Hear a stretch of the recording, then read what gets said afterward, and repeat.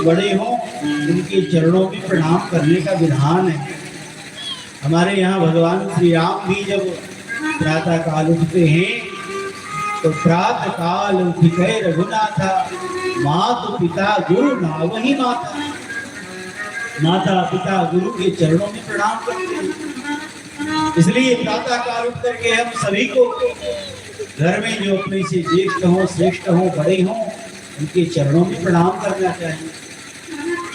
जो नित्य अपने से बड़ों को प्रणाम करते हैं उनकी चार चीजें सदैव बढ़ती रहती है।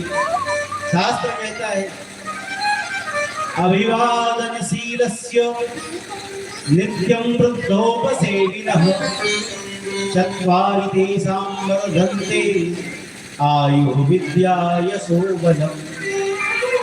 जो नित्य अपने से बड़े को प्रणाम करते हैं उनके चरणों में प्रणाम करते हैं, उनकी चार चीजें सदैव बढ़ती है। कौन सी?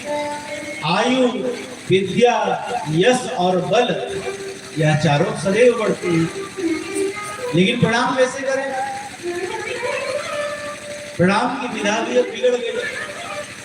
पहले लोग दोनों हाथों से दोनों चरणों को छू करके प्रणाम करते थे, फिर उसके बाद जो है पता चला घुटना छूने लगे।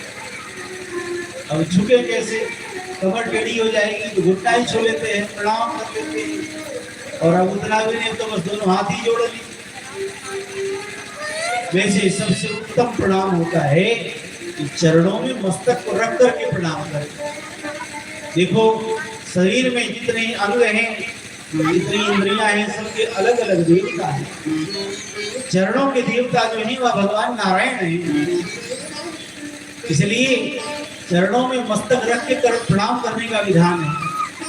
मस्तक रख करके चरण में प्रणाम करेंगे तो हमारे माथे की रेखा बदल जाएगी, हमारा भाग्योदय हो जाएगा। दोनों हाथ चरणों में रख करके प्रणाम करेंगे तो हाथ में अगर कोई बुरी रेखा होगी तो अभी बदल जाएगी।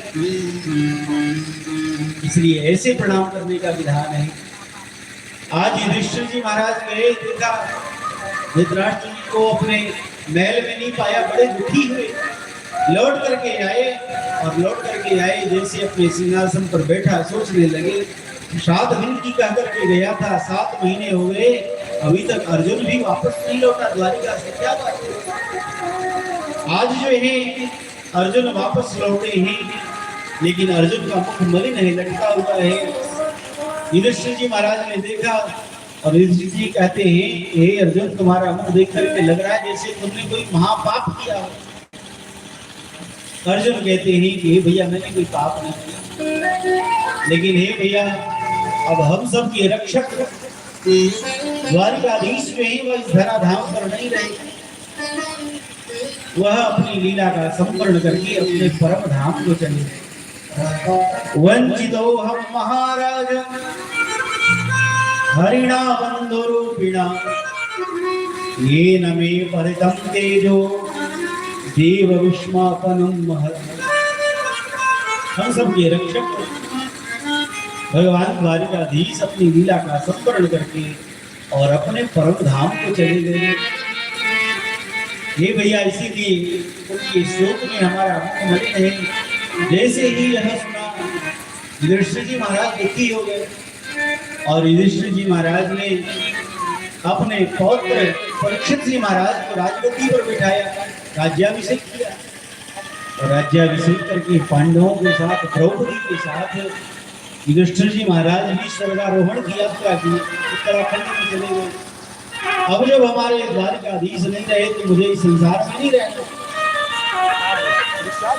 वह स्वर्गारोहण को चले गए। परीक्षित जी महाराज राजगद्दी पर बैठे, परीक्षित जी का राज्य प्रारंभ होगा और एक दिन परीक्षित जी महाराज श्रीकार खेलने के लिए गए। वहाँ बड़ी अद्भुत घटना हुई है। तो काला काला पुरुष जो है वह वृषभ रूपी धर्म के चरणों में प्रहार कर रहा था। कलियुग ने वृषभ रूपी धर्म के 3 चरणों को तोड़ दिया था। यह दृश्य देखा, धनुष पर प्रत्यंचा चढ़ा करके और परीक्षित महाराज मारने के लिए उद्यत हुए तो कलियुग के चरणों में गिर पड़ा। हे राजन क्षमा कर दो, उससे अपराध हो गया। परीक्षित जी महाराज ने डांट करके